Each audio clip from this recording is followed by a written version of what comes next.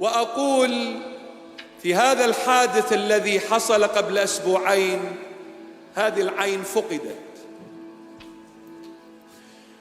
أطلب من الرب يسوع المسيح، أطلب من الرب يسوع المسيح أن يقبل هذه العين كعربون محبة وعربون تضحية، ولكني أخجل أن أقول أنا أضحي للرب.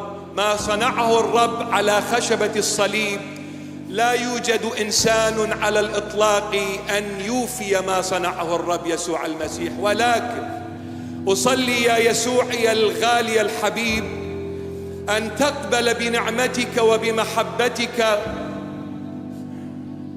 أن تقبل هذه العين عربون حب لكل إنسان مسلم أينما تواجد.